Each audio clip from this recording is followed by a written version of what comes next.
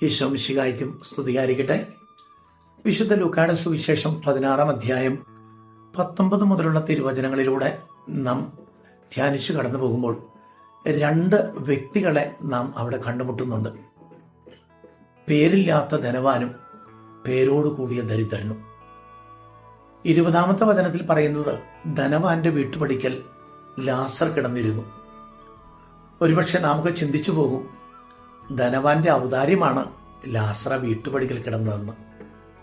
പ്രിയപ്പെട്ടവരെ, ഒരിക്കലുമല്ല.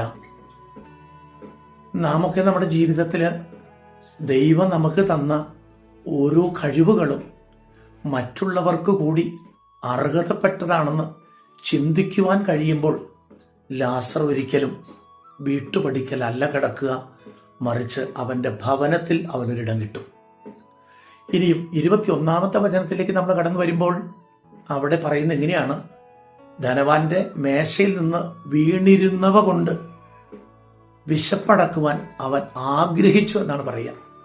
കൊടുത്തു എന്നോ കിട്ടി എന്നോ പറയുന്നില്ല, ആഗ്രഹിച്ചു എന്നാണ് പറയുക. തീർച്ചയായും നമുക്ക് ചുറ്റുമുള്ള നമ്മുടെ പ്രിയപ്പെട്ടവരൊക്കെ ഇതുപോലെ പലവിധ ആഗ്രഹങ്ങളുമൊക്കെയായി നമ്മുടെ കൺമുമ്പിലൂടെ കടന്നു പോകാറുണ്ട്. എത്രത്തോളം നാം അവർക്ക് വേണ്ടി കൈ അയച്ചു, മനസ്സ് വിട്ടുകൊടുത്തു എന്ന് ചിന്തിക്കുന്നത് നല്ലതാണ്.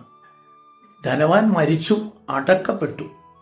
ലാസറും ദൈവദൂതന്മാർ അവനെ അബ്രാഹത്തിന്റെ മടിയിലേക്ക് സംവഹിച്ചു എന്നാണ് പറയുക.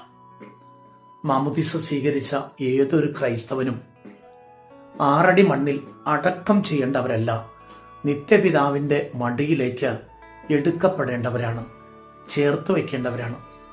ഈ നോമ്പ് കാലഘട്ടത്തിൽ നമുക്ക് 2 കാര്യങ്ങൾ ചിന്തിക്കാം. ദൈവം നമുക്ക് തന്ന എല്ലാ കഴിവുകളും മറ്റുള്ളവർ കൂടി അവകാശപ്പെട്ടതാണ്, ഔദാര്യമല്ല.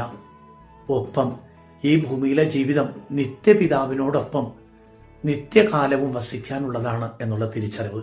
അതിനുവേണ്ട കൃപ ദൈവം നമുക്ക് എല്ലാവർക്കും നൽകട്ടെ. ആമേൻ.